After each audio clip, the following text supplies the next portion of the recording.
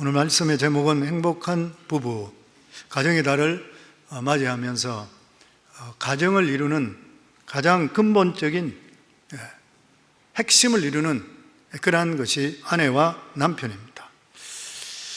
미국의 해리스 조사에 의하면 금년에 당신이 가장 원하는 것이 무엇입니까? 라는 질문에 82%가 가장 행복한 가정, 좋은 가정을 이루기 원한다 이렇게 대답했습니다.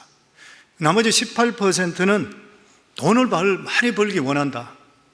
그런데 돈 버는 목적이 뭐냐 그랬더니만 가장 귀한 가정의 행복을 원하는 수단으로 돈을 버는 것이지 돈 자체가 수단이 될 수 없다 이렇게 대답했습니다. 그렇다면 이 조사에 의하면 사람들은 모두 다 행복한 가정을 이루기를 다 원하는 것이에요. 그런데 쉽지 않습니다. 실제적으로 살아보면. 저도 결혼한 지가 상당히 오래됐고, 그리고 어릴 때부터 저는 아내와 사귀고 알았기 때문에 거의 한 60년 돼가는 것 같아요. 저는 저희 아내에 대해서 논문을 쓰라 하더라도 몇 편을 쓸 것 같아요. 그런데 그래도 저희 아내가 뭐라고 하냐면 내 마음을 어떻게 이렇게 모르냐 그래요.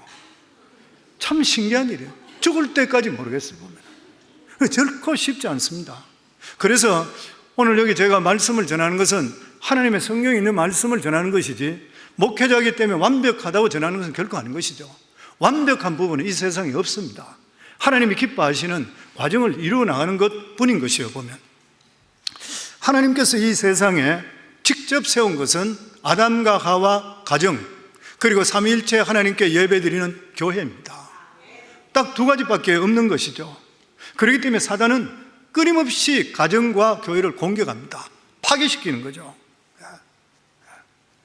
그래서 가정생활에 성공하지 못하면 다른 사회에서 아무리 성공했다 하더라도 참 성공이 될 수가 없는 것이에요. 루터 잭슨이라고 하는 유명한 사업가가 있습니다. 이 사람 미국 사업계의 신화적인 그런 존재입니다. 그가 세상을 떠나게 되었을 때에 미국 재계 지도력에 큰 구멍이 뚫렸다 할 정도였습니다. 그의 장례식에는 수많은 사람들이 모여들었었고 장례 행렬이 지나갈 때에 교통체증이 심할 정도였다고 아주 어마어마했답니다. 신문도 대수특필했습니다. 그런데 정작 그 장례식에 가족석에 참석한 사람은 눈물 한 방울 흘리지 않고 앉아있는 젊은 아내와 그리고 또한 오랫동안 집안 일을 보던 집사 한 사람밖에 없었습니다. 자녀가 넷이나 되고 손자가 15명이나 되었지만 한 사람도 참석하지를 않았던 것이에요. 이 자녀들의 생모인 그의 전처는 역시 장례식에 오지 않았습니다. 그가 자기를 버리고 다른 젊은 여자와 재혼했다는 사실이 그에게는 죽음보다 더 슬픔이었던 것이고 자녀들 역시 평생 그들을 돌봐주지 않는 아버지에 대한 추모보다도 원망이 더 컸습니다. 그는 사업에는 성공했을지 모르지만 가정생활에는 실패했는 그런 사람, 반쪽짜리 인생밖에 되지 않는 그런 사람이었습니다. 살아생전 테레사 수녀가 노벨상을 수여한 후에 기자회견을 갔는데 한 기자가 이렇게 질문했습니다. 당신은 세계 평화를 위해서 이렇게까지 살았는데 지금 세계 평화를 위해서 가장 시급한 일이 무엇입니까? 그렇게 묻자 그녀는 이렇게 대답했습니다. 기자 양반, 당장 집으로 돌아가서 가정을 돌보는 것이 가장 시급한 일입니다. 가정의 파괴가 세계 평화의 파괴로 연결되고 가정의 행복이 세계 평화의 초석이 되기 때문입니다. 가정이 무너지면 사회와 나라가 혼란스러워지는 것이에요. 지미 카터도 미국 대통령 재임 시절에 백악관 직원들에게 당부한 말이 있습니다. 여러분, 자기 가정에 충실하십시오. 건강한 가정을 이룬 사람에게만 국가의 경영을 맡길 수 있습니다. 교회 사역자도 가정이 건강해야 되고 그리고 목원들을 돌보는 목자 가정도 가정이 건강해야 되는 거예요. 예전에 빌 클린턴 대통령이 있을 때 장관을 14명 임명했는데 7명이 거절한 적이 있습니다. 워싱턴 포스트에 크게 나온 적이 있었습니다. 그 중에 국무장관으로 임명했던 크리스토퍼라는 사람, 미국의 최고의 장관이잖아요. 그런데 그가 가정의 이유 때문에 안 하겠다는 거예요. 나는 가정으로 돌아가서 가정에서 자녀들과 함께 지내고 싶습니다. 진짜 기가 막힌 말이죠. 그렇지만 정말 그렇지 않습니까? 가정을 장관 이상으로 높이는 사회일수록 그 사회는 건강한 사회, 복받는 사회인 것이요. 가정보다 더 귀한 것이 세상에 어디 있겠습니까? 하나님께서 우리 인간에게 주신 가장 귀한 선물이 바로 가정이라는 집인 것이죠. 사랑하는 성광교회 성도 여러분, 모두 다는 가정과 교회 생활에 성공할 수 있기를 주의 이름으로 축원합니다. 가정과 교회 생활에 성공하는 분이 진짜 성공하는 사람인 것이에요. 가진 것이 부족하고 배운 것이 부족하고 집안이 좀 허술한 집안이라 하더라도 가정이 행복하고 교회 생활이 행복한 분은 하나님께서 인정하는 그러한 인생의 성공한 분임이 틀림없는 것이요. 아멘. 가정과 교회 생활, 이 두 개를 다 성공해야지 진정한 성공입니다. 가트만 인스티튜트라고 하는 세계적인 부부 클리닉을 운영하는 분이 있습니다. 가트만이라는, 닥터 가트만이라는 사람이에요. 워싱턴 대학에, 시애틀에 있는 워싱턴 대학에 석좌 교수로 있는 분입니다. 이 사람이 부부가 행복하면 어떤 증상이 일어나면 백혈관 림프 속에 면역세포인 T세포와 NK세포가 증가해서 정신적, 육체적 안정을 갖는다 그랬습니다. 이 T세포와 NK세포는 외부의 적을 물리치는 몸속의 군대 같은데 특히 NK세포는 암세포와 세균을 잡아먹는다 그래요. 그래서 결혼 생활이 행복한 사람은 그렇지 않는 사람보다 4년 정도 수명이 연장된다고 하면서 이것은 하루에 20분 이상씩 운동하는 것보다 더 낫다는 통계로 기록을 했습니다. 그러면서 말하는 것이 부부 생활에 문제가 생기기 시작하면 아이들에게는 직격탄이라고 그래요. 부부가 다투면 어린아이들인데도 불구하고 스트레스를 받아서 정서가 불안해질 뿐만 아니라 실제적으로 신체적으로 장애 현상이 일어난대요. 영국의 1700명의 아이들을 연구했을 때 키가 평균치보다도 자라질 못했다 그래요. 성격이 불안정해지는 것은 걱정과 불안이 자기 때문이라고 아이들이 믿기 때문이라고 그럽니다. 여자아이들은 우울증 증세가 나타나고 그리고 남자는 소심해지든지 아니면 폭력적이 된다 그래요. 실제로 하버드 대학에서 발표한 바에 의하면 모든 청소년의 문제도 가정에서부터 시작된다 그래요. 10명 중 6명의 아이들은 술 먹는 집 아이들에게서 청소년이 탈선한다. 술 먹는 부모의 자녀들은 탈선할 확률이 굉장히 많대요. 그 다음에 5명 중 3명은 부부가 가정분란을 일으킬 때에 자녀들의 성격이 잔인해지든지 난폭해지든지 잘못된다고 그렇게 발표했습니다. 그러면서 결론은 뭐라고 지었냐면은 문제의 자녀는 없고 문제의 부모만 있다고 그랬어요. 참 안타까운 이야기죠. 부모들은 자녀들에게 믿음의 유산을 남겨야 되는 것이에요. 가정생활이 후대에 1000대까지 영향을 미친다고 성경이 말씀하고 있습니다. 성경에 보면 저주는 3, 4대라 그래요. 왜냐하면 저주는 3, 4대만 이르면 후손들은 씨가 말라버립니다. 그런데 축복은 뭐라고요? 1000대까지 이르른다 그래요. 저는 우리 성광교회 성도님들이 진짜 믿음의 가문 일으켜서 축복이 1000대, 1000대까지 이르기를 주 이름으로 축원합니다. 그런데 누구나 행복한 가정을 가지길 원하는데 실제로 보통 어려운 일이 아닌 것이에요. 미국의 수천 명을 상대로 대상으로 설문조사에 당신은 지금의 결혼 생활이 앞으로 유지될 것이라고 기대하고 있습니까? 라는 질문에 대해 60%가 아니오라고 대답했대요. 불안하다는 거죠.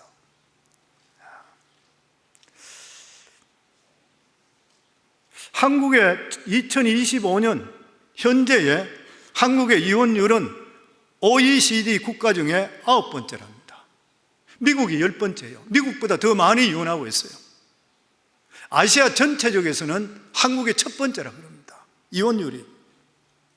그래서 어느 보고서를 보면은 결혼하고 50%가 이혼한다는 말이 결코 과장된 말이 아니다. 그렇게까지 말했습니다. 그런데 이런 결과는 이미 오래전부터 예상했던 그러한 일입니다. 그러면 어떻게 이런 위기를 극복할 수 있을 것인가? 첫 번째가 대화의 극복입니다. 가장 흔한 결혼 문제는 the most common problem in marriage.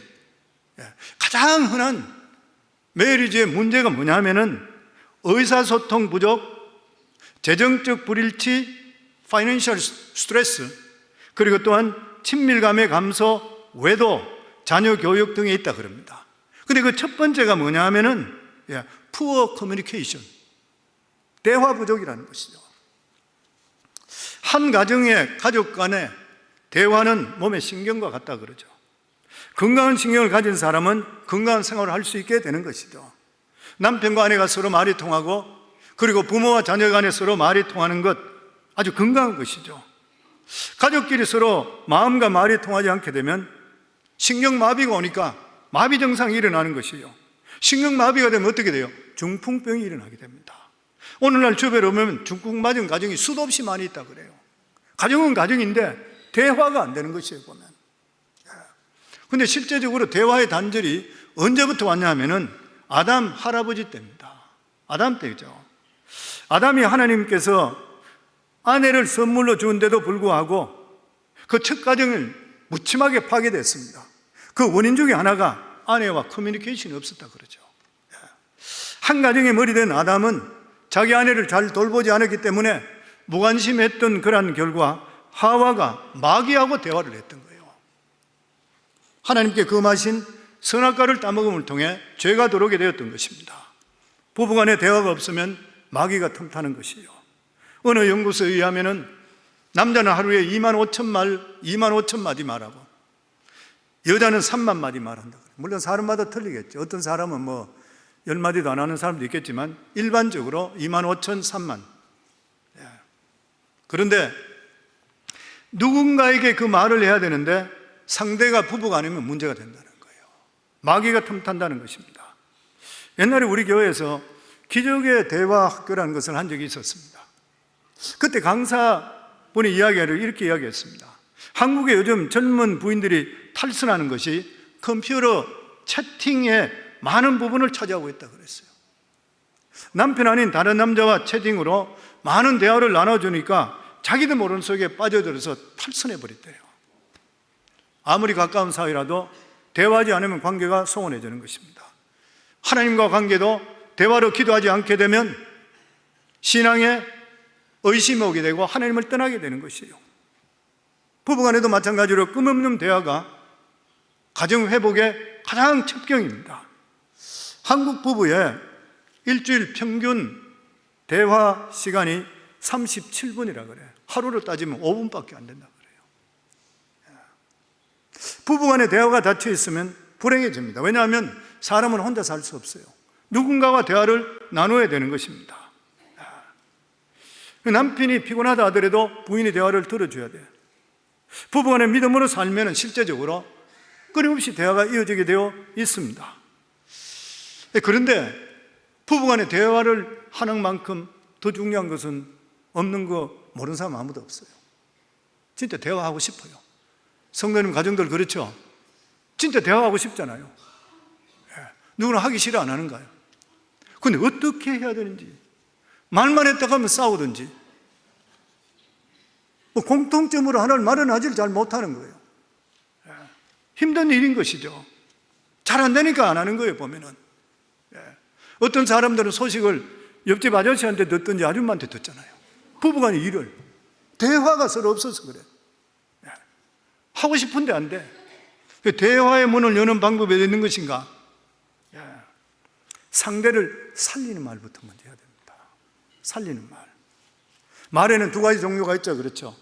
하나는 듣는 사람에게 힘과 용기를 주는 그러한 생명의 언어와, 하나는 다른 사람에게 상처를 주는 사망의 언어라 그럽니다.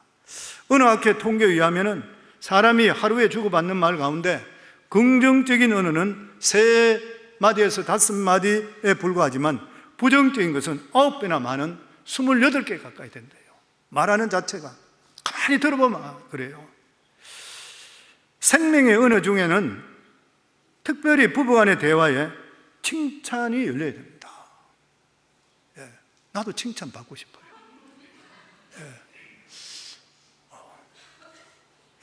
예전에 저희 아내는 나한테 칭찬을 거의 안 했는데 요즘 나이들 들고는 요즘 조금 칭찬하는 것 같아요. 불쌍하게 생각해서. 예전엔 설교에도 한 번도 내가 설교 잘하는 소리 안 했는데 요즘은 불쌍한지 가끔 설교가 좋다 그래요. 나도 진짜 듣고 싶어요. 예. 어떤 칭찬받고 싶은 거. 예. 그래서 그런 이야기 있죠. 저도 이 가정에 대한 설교를 일을 하면서 옛날에 했던 것들에 대해서 쭉 내가 무슨 말을 설교를 했던가 쭉 보는 것이에요. 어느 목사님이 설교할 때 남편에게 용기 주는 말을 해라. 살리는 말을 해라. 칭찬해라. 근데 대부분 부인들에게 남편을 칭찬 말하라 그러면은 뭐 칭찬할 게 있어야 하지. 뭐 보통 그런 이야기 하잖아요. 이 부인도 부부간에 영스먹스먹해서 문제가 많았던 거예요. 같이 살아야 되나 갈라져야 되나 이러고 있을 텐데 목사님한테 설교할 때 그런 말을 들었던 거예요.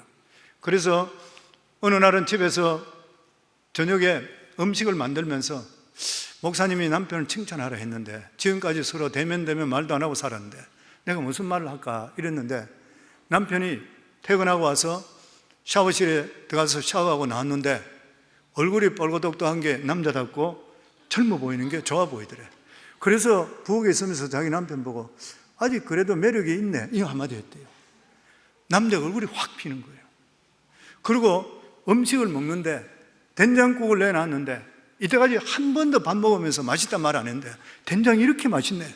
그리고 먹기 시작하고 그 다음날 아침에는 출근하면서 봉투에다 돈을 주면서 백화점 가고 옷 하나 사 입어 그러고 가더래요. 그때부터 가정이 회복되기 시작해요. 아주 적은 겁니다. 뭐 어떤 분 보면은 노부부가 있는데 서로 서먹서먹하게 살아요. 자식들도 다 자라고 없어져 버렸고 여기도 마찬가지로 목사님이 칭찬하라 그러니까 무엇을 칭찬하다가 기회를 보니까 남편이 팔을 긋고 집안일을 하는데 남편이 보니까 근육이 있어 보여요. 늙어도. 영감 당신 팔뚝에 아직 근육이 살아있네. 근데 그 말하고 나서 그 다음날 아침에 아침을 차려놓고 이 남편 할아버지를 찾아도 사람이 안 보이는 거예요. 그래서 어디 있나 봤더니 구석에 들어가지고 아링 들고 막 이러고 있더라.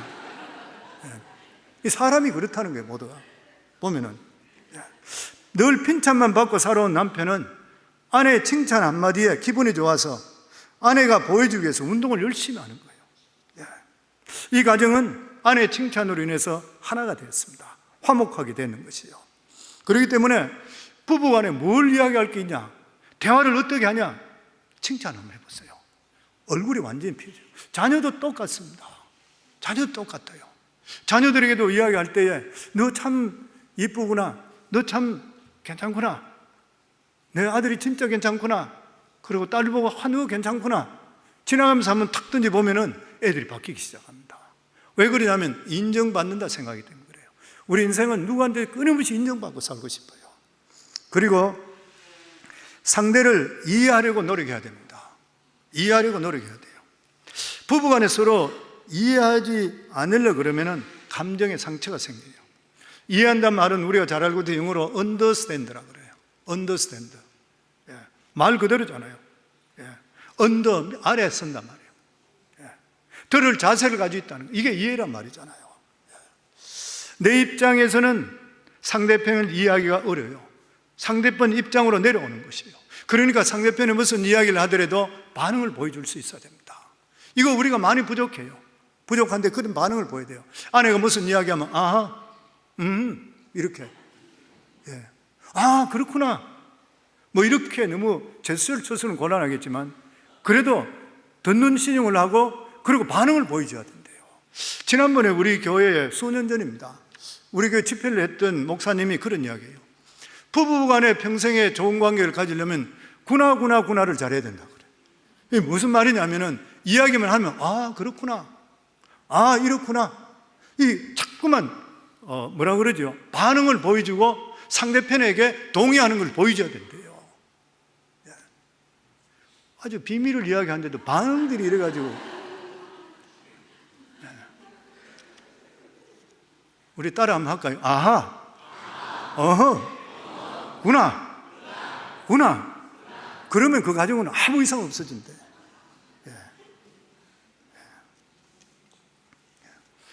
근데 듣자마자 너 말 틀렸다.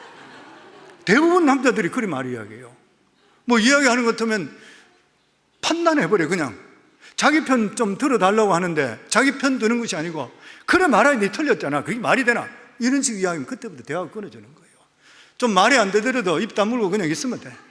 말이 안 되는 말은 입 다물고 있고 되는 말은 구나 이렇게 이야기하시면 대화가 통해질 줄 믿습니다. 이 말이 왜 심각하냐 하면 지금 여기 앉아있는 멀쩡하게 보이는 부부라도 중풍병 걸린 사람이 실제로 많이 있을 거라고요. 대화가 안 되는 사람들. 그러니까 이런 것들로 인해서 대화가 통해서 신경이 살아나기를 주 이름으로 축원합니다. 아멘. 그리고 남녀 간의 심리를 이해해야 돼요.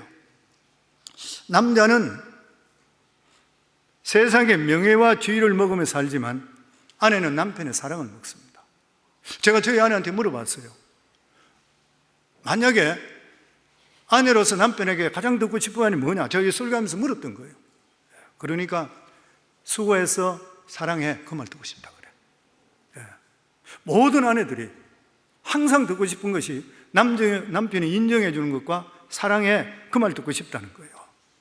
그 남자들은 바깥에 돈만 벌어다 주면 끝나는 줄 아는데 그게 절대 아니라고 하는 거예요. 아내들은 끊임없이 사랑을 받고 싶어. 왜 그래요? 인시큐해. 아내들은 불안정하답니다. 체질적으로 아내들은 불안정하대요. 그래서 베드로전서 3장에도 보면은 베드로는 부부가 결혼했는 사도잖아요. 그런데 뭐라고 이야기했냐면은 아내는 더 연약한 그릇이라, 더 위크 파트너라 그랬어요. 같은 파트너인데도 자기보다 훨씬 더 연약하대. 그게 깨지기 굉장히 쉬운 거예요. 그러니까 남편들은 아내도 남편에게 모진말해서 안 되겠지만 특별히 남편들은 아내에게 절대로 모진말하면 안 됩니다. 모진말을 하게 되면은 아내가 깨트려지기 쉽고 계속 상처가 몸에 나기를 시작하는 것이에요. 그래서 자기도 모르는 사이에 언어 폭력이 엄청 심하다 그래요. 제가 이 설교를 준비하면서 리포트를 읽어보니까 언어 폭력이 엄청 심하대. 부부간에 서로 딴 사람 관계도 있지만 특별히 부부간에 모르고 한대요. 대부분이 보면은 모르고 하는데 언어 폭력이 있게 되면은 자존감이 서서 약해진대요. 아내들도 발랄하지 못한 사람 대부분들이 보면은 언어 폭력을 많이 당하면 그렇대요. 남편한테 네가 뭘 아냐, 시끄러워, 이런 소리 자꾸 듣게 되면은 자존감이 내려가는 거예요. 그러면 다른 사람 앞에도 발표를 못하는 것이에요, 보면. 그리고 자신감까지도 잃어가게 되는 것입니다. 그리고 그 폭력이 서서히 잠식되기 시작한대요. 진짜로 자기가 그런 것 같이 돼버린대요. 사람이 완전히 비하되어 버리는 것이에요. 또 뿐만 아니라 서로 부부간에 이야기하다가 삐지는 사람 있잖아요. 삐지게 돼가지고 장기적으로 침묵하는 것도 어느 폭력이래요. 말 안 하고 가만히 있는 거 폭력이래요. 그것도.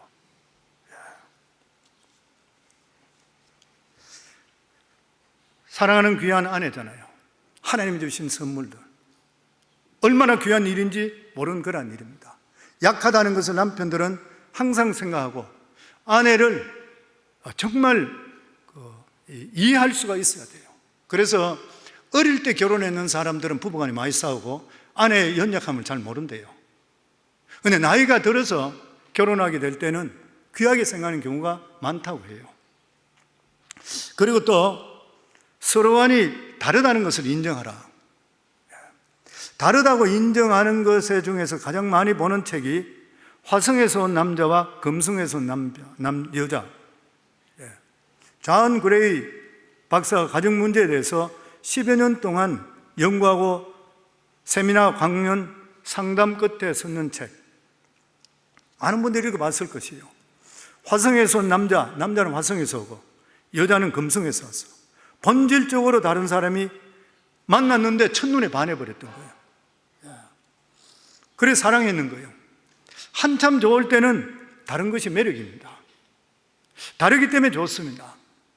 여자기 때문에 좋고 남자기 때문에 좋고, 한 사람은 부드럽고 한 사람은 거칠기 때문에 좋고, 한 사람은 수염이 나서 좋고 한 사람은 수염이 안 나서 좋고, 한 사람은 화장해서 좋고 안 해서 좋고, 다 다른 것이에요. 보면 이게 너무 좋은 것이에요. 근데 시간이 계속적으로 지나가다 보면은 남자는 여자를 보고 자기를 닮아라 그런대. 여자는 또 남자를 보고 자기를 또 닮아라 그런대. 서로 닮아라 그러니까 해결책이 없어지는 것이에요. 전에 제가 다르다는 거 설교하면서 저희 아내는 짜장면을 좋아하고 저는 간짜장 좋아한다고 그랬어요. 그래서 중국집에 가면 제가 핍박을 많이 받습니다. 왜냐하면 짜장면 안 먹으면 나보고 맛을 모르는 사람이라고. 제가 이 설교를 한번 했더니 우리 여기 앉아있는 집사님 중에 한 분이 나한테 연락 왔어요. 목사님, 저도 간짜장 좋아합니다. 제가 간짜장 하면 대접하겠습니다 그러더라고요. 지금도 이게 안 좁혀져요. 서로 틀리는 것이에요. 보면 자라는 환경이 다른 것도 이해를 해야 됩니다. 예전에 우리 교회 와서 집회하신 분이 있습니다. 목사님 한 분이 있는데 오래됐는데요, 이분이 무슨 설교를 했냐면은 경상도 총각이 전라도 색시를 맞이했습니다. 결혼한 새댁이 남편에게 국수를 말아서 정성껏 차려왔는데 무슨 물에 말았냐면 설탕물에 말아왔습니다. 남편이 국수를 먹는 순간 까무러칠 뻔했대요. 태어나서 국수를 설탕물에 말아 먹는 것은 처음이에요. 내가 경상도 사람이면 진짜로 설탕물에는 먹어본 적이 없어요. 신랑이 섹시한테 화를 냅니다. 그놈의 집구석은 설탕 못 말아 먹은 귀신이나 어떻게 국수를 설탕물에 말아 먹나. 섹시는 섹시대로 화가 나는 거예요. 국수를 설탕물에 말아 먹지 도대체 어디에 말아 먹냐. 그러니까 남편이 말합니다. 어디긴 어디야, 멸치 다시물에 말아 먹어야지.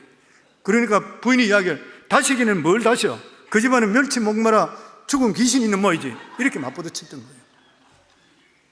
자라는 환경이 틀립니다. 이게 심각한 부부간의 싸움으로 발전할 수 있다는 것이죠. 심리가 서로 틀린대요. 남녀의 감정이 틀립니다. 남자는 세상 명예, 부인은 남편에 대해 사랑. 그래서 아내들이 가장 듣고 싶어하는 말, 챗 GPT에다가 아내가 가장 듣고 싶은 말이 뭐냐 하니까 10가지로 금방 나오더라고요. 10가지 다 이야기하기는 그런데 몇 가지 보니까 아내가 듣고 싶은 말이, 남자들은 들으면 좋습니다. 고마워, 당신 덕분에 내가 참 든든해. 당신 없으면 나는 진짜 어떻게 살아야 할지 모르겠어. 이 부인이 굉장히 좋아하는 거예요. 당신 참 예뻐. 나이들은 지금도 예뻐. 내 편이 되어줘서 너무 고마워.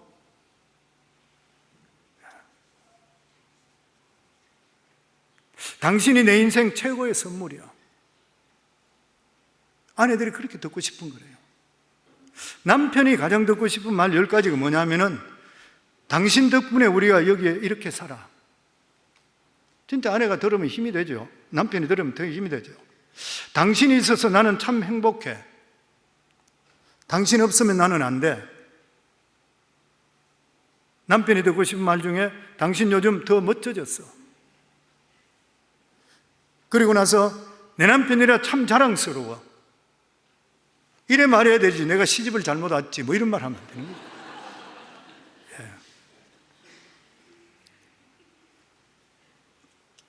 전혀 도움 안 됩니다, 그런 말은. 그리고 비교의식을 버려야 된다. 배우자를 다른 사람과 비교하지 말라. 남자가 결혼해서 가장 먼저 후회할 때가 언제라 그러죠? 결혼하고 나서 결혼식 때에 신부 둘러리와 사진 찍을 때 자기 부인보다 더 이쁜 여자 보는 순간에 후회한대요.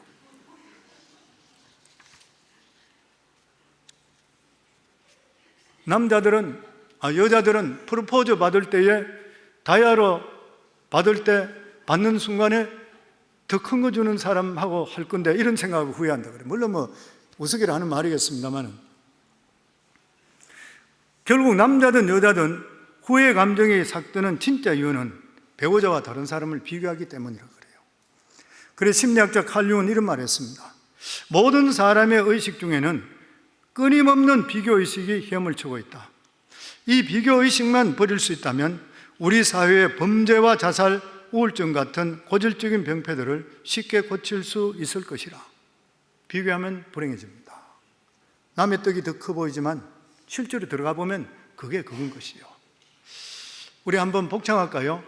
우리 남편, 아내를 비교하면 내가 불행해진다.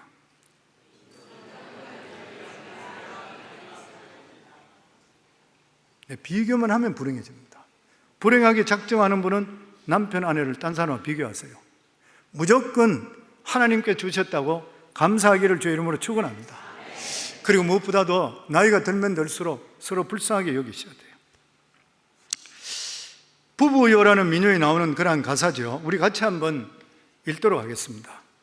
10살 줄은 서로 뭘 모르고 살고, 20살 줄은 서로 좋아서 살고, 30줄은 서로 눈코 뜰 새 없이 살고, 40줄은 서로 못 버려 살고, 50줄은 서로 가엾어 살고, 60줄은 서로 고마워 살고, 70줄은 등 긁어줄 사람이 없어 산다. 서로 불쌍하게 여기셔야 돼요. 없는 것보다 있는 게 낫습니다. 우리 교회 혼자 있는 권사님들이 너무 재미있어 하잖아요. 그러니까 결혼했는 가정인데도 권사님들 너무 좋아하니까 그걸 부러워하는 사람들이 있어요. 이번 우리 교회 장로님 가정 부부인데 여기가 자기 부인이 권사님들 혼자 있는 분들이 너무 즐거워하니까 거기 같이 어울리니까 자기 부인한테 그렇게 이야기했다 그래. 여보 내가 오래 살아서 미안해 그래.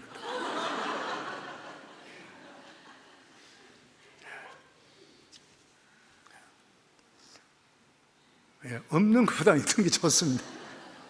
잠언 14장 4절에 보면 소가 없으면 구이는 깨끗하리니와 소의 힘으로 얻는 것이 많으니라. 미국의 CDC 질본센터, 영국의 옥스퍼드 대학의 여러 연구 결과에 의하면 기혼 남자는 미혼 남성보다 약 8년에서 17년을 더 오래 산답니다. 굉장히 오래 살죠. 혼자 있으면 일찍 죽을 각오해야 된다고 생각해요. 또 통계에 보면은 결혼한 여성은 평균적으로 미혼이나 이혼이나 사별 여성보다 2년에서 5년 정도 더 오래 산대요. 물론 경우마다 조금씩 틀릴 수 있습니다. 일본 같은 데는 여자들이 혼자 있는 사람이 훨씬 더 오래 산다 그래요. 그런데 이렇게 남자든지 여자든지 부부간에 오래 사는 이유가 뭐냐면은 배우자로부터 같이 있음을 통해 정서적으로 안정이 되고 경제적으로 서로 편안해진대요. 그리고 위기 상황 시에 도움을 받을 수 있기 때문에 마음적으로 안정을 갖는데요. 그리고 건강관리 행동, 병원 방문, 식습관 등 서로 챙겨주기 때문에 건강해진대요. 그래서 성도님들, 하나님께서 허락하신 귀한 부부들을 사랑하고 귀하게 여기시기를 주 이름으로 축원합니다. 오늘 성경을 통해서 하나님께서 남자에게 주신 가장 큰 사명이 있습니다. 에베소서 5장 28절에서 29절입니다. 저희들 같이 읽겠습니다. 이와 같이 남편들도 자기 아내 사랑하기를 제 몸같이 할지니 자기 아내를 사랑하는 자는 자기를 사랑하는 것이니라. 누구든지 언제든지 제 육체를 미워하고 하지 않고 오직 양육하여 보호하기를 그리스도께서 교회를 보양과 같이 하나니. 이 말씀이 굉장히 중요한 말씀입니다. 이와 같이 남편들도 자기 아내 사랑하기를 제 몸같이 할지니 자기 아내를 사랑하는 자는 자기를 사랑하는 것이라. 어떤 남자들은 자기 몸이 조금만 아프면 난리가 나는 사람이 있어요. 조금만 힘들어지면 엄살도 부리고 병원에도 가고, 근데 자기 아내가 아프면 관심을 안 갖는 사람이 있어요. 이런 사람 퇴출해버려야 돼요. 성경 말씀대로 하면 그렇습니다. 남편들도 자기 아내 사랑하기를 제 몸같이 할지니, 자기 몸을 얼마나 사랑해요. 벌벌벌벌 매는 것이에요. 근데 자기 몸같이 할지니 자기 아내를 사랑하는 자가 자기를 사랑하는 것이래요. 누구든지 언제든지 제 육체를 미워하지 않고 오직 양육하여 보호하기를 그리스도께서 교회를 보양한 같이 할 것이니, 그리스도께서 교회를 사랑함과 같이 아내를 사랑하라 그랬습니다. 하나님께서 남편이 독차하는 것이 보기 안타까워서, 우리 지금 현재 계속적으로 창세기를 강의하고 있잖아요. 새벽기도마다 보면 하나님께서 모든 짐승은 상상이 다 만들었어요. 근데 사람만이, 남자만 먼저 만들었습니다. 왜 남자만 혼자 만들었던 것이에요? 혼자 있으면서 혼자 있는 것이 얼마나 외롭다는 것을 뼈저리게 느끼게 하고, 그리고 나서 하나님께서 돕는 배필인 아내를 갈비뼈를 취해서 만들었습니다. 자기 갈비뼈. 그러니까 이 아담이 하와를 보면서 뭐라고 했어요? 뼈 중에 뼈요, 내 살 중에 살이라 그랬어요. 다시 말하면은 하와는, 아내는 남편이 낳은 것이에요. 남편이 낳았잖아요. 전에도 그런 말씀을 드렸습니다마는 예수님이 교회를 사랑하시는 그 사랑은 아가페 사랑입니다. 교회를 사랑한 것 같이 아내를 사랑하라 그랬어요. 그 남편은 아내를 어떤 사랑해야 돼요? 아가페 사랑입니다. 아내가 잘하고 못하고 상관없이 남편은 아내를 사랑해. 이게 아가페 사랑이에요. 왜 그런 것이에요? 남편이 아내를 낳았기 때문에. 어머니가 자식을 사랑하는 그 사랑이 아가페 사랑과 가장 가까운 이유가 자식을 낳았기 때문에 똑같은 것을 표현했습니다. 그러니까 남편은 아내를 무조건 사랑하셔야 돼요. 아가페 사랑으로 사랑해야 돼요. 그래서 이와 같이 남편들도 자기 아내 사랑을 제몸같이 할지니, 무슨 말인 것이요? 하나님께서 남편에게 주신 가장 큰 사명은 사업 잘하는 것이 아니라 자기 아내를 양육하고 보호하고 사랑하고 행복하게 하는 것이에요. 이겁니다. 아내를 사랑하고 양육하고 보호해서 참으로 행복하고 풍성한 가정을 일으키는 것이 사업을 확장시켜 회장이 되고 사장이 되고 대통령 되는 것보다 하나님부터 더 큰 상급을 받는 것이에요. 그 사람이 위대한 남자라 그랬어요. 왜냐하면 베드로전서 3장에 보면 아내는 생명의 유업을 함께 받을 영원한 동반자라 그랬던 거예요. 얼마나 귀한지 모르는 것이에요. 그런데 어떻게 함부로 대할 수 있어요? 예. 아내들은 잔소리하는 것 빼고는 전부 좋아 보여요. 다 아름다운 이야기예요. 우리 성광교회 남자분들은 정말 아내를 아가페 사랑으로 대할 수 있기를 바랍니다.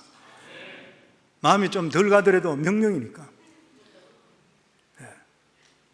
아멘? 그러면 아내의 가장 큰 사명이 뭐예요? 가정을 세우는 거라고 그랬습니다. 남편은 아내를 사랑만 하면 돼. 근데 아내의 가장 큰 사명은 하나님이 주신 가정을 바로 세우는 거래요.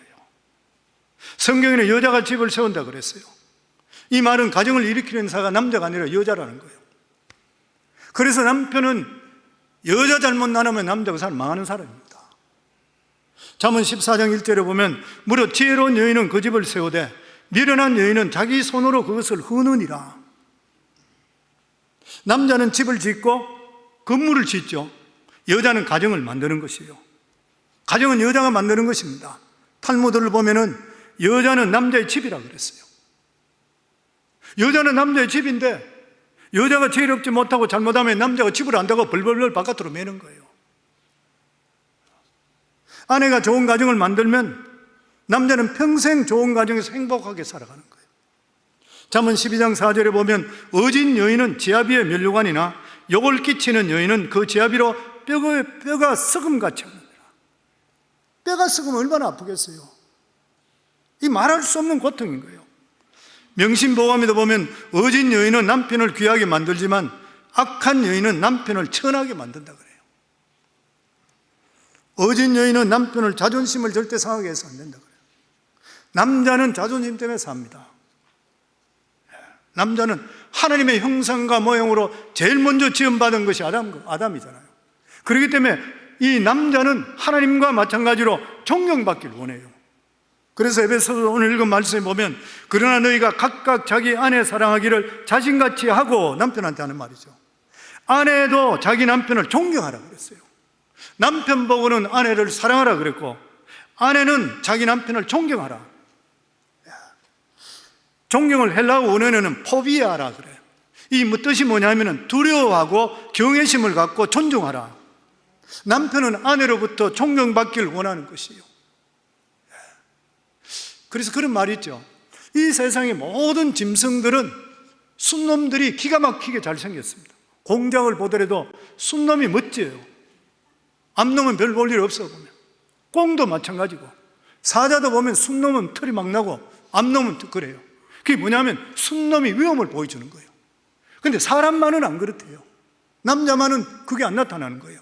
근데 실제적으로 남자도 벼슬이 있대. 그게 뭐냐면은 존경받고 싶고 명예를 갖고 싶고 사회적으로 인정받고 이런 것들이 자기에게는 벼슬로 안 가진 것이래요. 근데 이걸 아내들이 인정해 주라는 것이죠. 인정받아요. 그 남편을 존중해 주라 그러는 거예요. 아이고 주제야 뭐 이런 말 하면 절대 안 되는 거예요. 조금 미흡하더라도, 조금 마음에 안 들더라도 자존심을 세워주고, 화가 난다 하더라도 자존심 끓는 소리를 하면은 자기 행복을 밟는다 그래요. 남자의 자존심을 건드릴 말만 하면 결코 돕는 배필이 될 수가 없다고 하는 것입니다. 탈무드에도 보면은 유대인들이 여자아이를 시집 보낼 때 반드시 하는 말이 있답니다. 딸아, 네가 만일 남편을 왕처럼 존경하면 그는 너를 여왕처럼 우대할 것이요, 네가 계집종처럼 처신하면 남편은 너를 노예처럼 다룰 것이요, 네가 너무 자존심을 내세워 남편에게 봉사하기를 싫어하면 그는 힘으로 너를 하녀같이 부를 것이라. 만일 남편이 친구 집을 방문하러 갈 때는 목욕도 하게 하고 몸치장을 잘해서 보내도록 하며, 남편의 친구가 놀러 올 때도 극진히 대접할 것이라. 그리하면 남편으로부터 귀여움을 받게 될 것이라. 언제나 가정에 마음을 쓰고 그의 소지품을 귀중히 여기라. 남편은 기꺼이 너의 머리 위에 관을 씌울 것이라. 아내가 얼마나 중요한지 몰라. 그럼에도 불구하고 오늘날 가정들은 너무나도 문제들이 많습니다. 한국의 30대, 40대 부부를 대상으로 한 설문조사 통계에 의하면 다시 태어나도 현재 배우자가 결혼하겠다는 질문에 남편은 65.2%, 3분의 2는 그렇게 하겠대요. 34.8% 현재 아내와 결혼하지 않겠다 그래 대답했대요. 그런데 여자는 다시 태어나도 지금 남편과 결혼하겠습니까 하니까 33.3%면 그래 하겠대요. 3분의 1만. 나머지 66.7%는 현재 남편 거부하는 거예요. 이혼을 고려한 본 적이 있습니까? 했을 때 질문에서 남편은 27.8%가 이혼을 고려해 본 적이 있대요. 여자는 몇 퍼센트냐면 43.4%가 고려해 봤대요. 남편은 3.5명당 1명, 여자는 2명당 1명이 이혼을 고려했거나 지금 현재 하고 있다는 발표예요. 심각한 이야기잖아요. 결혼 생활은 아무도 장담 못합니다. 예전에 한번 소개시켜 드렸던데 저는 이것을 읽으면서 내가 은혜가 돼서 한번 더 소개시켜 드리려고 그래요. 결혼한 지 20년 되는 부부인데 서로가 안 맞는 부부였습니다. 남편과 아내의 성격, 취미, 가치관, 생활 방식, 생활 습관 등 어느 것 하나 일치되는 부분이 없습니다. 그로 인해 두 사람은 참으로 많은 어려움과 갈등에 살았습니다. 그렇지만 그들은 현재 남부럽지 않은 행복한 가정을 꾸려나가고 있습니다. 그 부인이 이런 말을 했습니다. 적지 않은 부부들이 다시 태어날 경우 현재 남편과는 절대로 결혼하지 않겠다고 합니다. 아시다시피 우리 부부는 삶의 전반에 걸쳐 일치되는 부분이 거의 없습니다. 그로 인해 참으로 많은 아픔이 있고 지금도 문제가 있습니다. 그러나 저는 다시 태어나도 지금의 남편과 다시 결혼할 것입니다. 금술 좋은 부부가 이런 말을 했다면 이상할 것이 없는데, 그러나 그녀는 남편으로 인해 많은 어려움을 겪은데도 이렇게 말했습니다. 그러면서 그녀는 그 이유를 3가지를 밝혔습니다. 첫째가, 내가 다시 태어나 다른 남자와 결혼한다 하더라도 그 남자가 지금 남편보다 나을 것이라는 보장이 없기 때문이래요.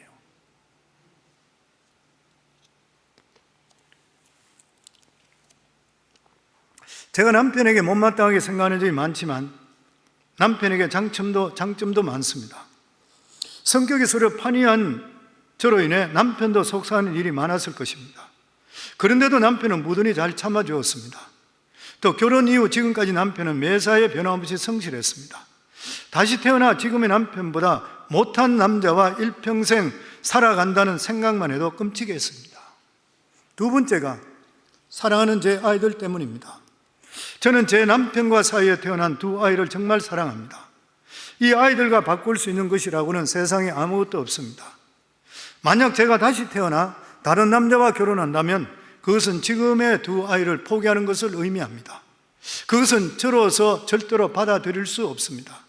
만약 다시 태어난다면 지금의 2 아이를 만나기 위해서라도 현재 남편을 포기할 수 없습니다. 마지막 이유로는 현재의 경제적 수준에 만족하며 살고 있기 때문입니다. 저희 부부는 큰 재산은 없습니다. 그러나 부부가 함께 직장 생활하면서 아이들과 더불어 사는데 경제적으로 궁핍함을 느끼지 않습니다. 생각할수록 감사한 일입니다. 사람들은 다시 결혼하면 경제적 여건이 월등하게 나아지리라 환상을 갖고 있는 것 같습니다. 그러나 그 반대의 경우도 얼마든지 있지 않겠습니까? 만약 다시 태어난다면 지금의 경제적 수준 정도라도 감사하며 누릴 수 있도록 현재 성실한 남편을 기꺼이 다시 선택하겠습니다. 진짜 지혜롭고 사례가 깊은 그런 여인입니다. 그 부인은 자신과 여러 가지 성격이 맞지 않는 남편으로 인해 비록 갈등은 겪을 만정 그 남편을 기본적으로 존중하고 사랑하고 있습니다. 남편과 사이에 태어난 자녀들과 더불어 행복을 스스로 창조해 나가고 있습니다. 비록 부자는 아니라도 남편과 함께 일군 현재의 경제적 상황을 감사하고 또 만족하고 살고 있고, 한마디로 그 부인은 다시 태어나도 현재의 남편보다 더 나은 배필을 만날 수 있으리라는 상상도 기대도 하지 않은 물론이요 꿈도 꾸지 않습니다. 왜 그렇게 됐냐면 그녀에게 이렇게 가능한 것은 그녀가 크리스찬이기 때문에 그랬대요. 예수 믿기 때문에 그랬대요. 그녀는 현재의 남편을 하나님께서 자신에게 주어진 짝지어진 배필이라고 믿기 때문이라는 것이에요. 제가 이 설교를 준비하기 전에 청년부 사역자가 부부에 대한 설교를, 가정에 대한 설교를 하게 되면 청년들이 대한 설교도 좀 중간에 좀 넣어달라 그래요. 근데 제가 그걸 아무리 생각하더라도 청년들이 들을 때에 믿음 있는 가정을 꾸미는 만큼 더 중요한 일이 어디 있겠어요? 그리고 자매들은 들으면서 내가 어떤 마음을 가지고 결혼해야 되고 어떻게 살아야 된다, 이거보다 더 중요한 게 어디 있어요? 그리고 우리 남자들도 마찬가지로 청년들도 실제적으로 자기가 남편이 되고 아버지가 되고 결혼을 하게 된다면 어떤 마음으로 살아간다 그러면 지금부터 준비하는 게 중요하다 그렇게 생각되는 것이에요. 그래서 믿음의 배필 맞는 만큼 더 좋은 일은 없는 것이죠. 그러면서 그녀가 그런 말을 했어요. 내가 만약 이 사실을, 믿음을 내가 갖지 못했더라면 오래전에 남편과 남남이 되었을 것이다. 이 부부를 연결시켜주고 이끌고 있는 것이 믿음인 것이에요. 결혼을 중심으로 인간의 일생은 세 가지로 구분된다 그러죠. 홀로 한 인생을 사는 시기, 둘이서 한 인생을 사는 시기, 그리고 홀로 두 인생을 사는 시기, 세 가지로 나눠준답니다. 홀로 한 인생을 사는 시기는 결혼 이전의 시기로 때로는 자신을 위해 사는 시간이에요. 둘이 사는 인생을 사는 시기는 결혼 이후의 기간입니다. 두 이성이 부부가 되어서 두 인생이 아니라 한 몸을 이루고 한 인생을 사는 것이에요. 마지막으로 홀로 두 인생을 사는 시기, 배우자 한 명이 먼저 세상을 떠난 경우인 것이죠. 사람들은 결혼을 흔히 두 사람이 부부로 있을 때만 살아가는 것으로 이해합니다. 그러나 결혼 생활은 죽음까지도 포함되는 것이요, 극히 이례적인 경우가 아니면은 부부는 따로따로 죽습니다. 그렇잖아요, 보면. 그때 혼자 남은 사람이 먼저 떠나간 배우자의 목까지 합쳐서 홀로 두 인생을 사는 것이요, 그런 의미에서 결혼의 중요성은 지대한 것이요. 특별한 경우를 제외하고는 인간은 모두 다가 부모의 도움 속에 태어나고 양육 성장, 부모의 도움으로 이루어집니다. 그러나 세상을 떠날 때는 누구 도움 받아요? 배우자의 도움을 받는 거예요. 배우자의 도움으로 세상을 하직합니다. 배우자를 먼저 보내고 홀로 남은 사람은 자신의 도움 속에 세상을 작별하는 것이죠. 먼저 세상을 떠난 자의 삶은 홀로 남은 두 인생을 사는 배우자의 삶 속에 농축되는 것이에요. 그나마도 그 인생을 혼자 살다가도 세상을 떠나게 될 때는 그들의 부부의 삶이 자식들에게 계승됩니다. 부부 결혼이 얼마나 중요해요.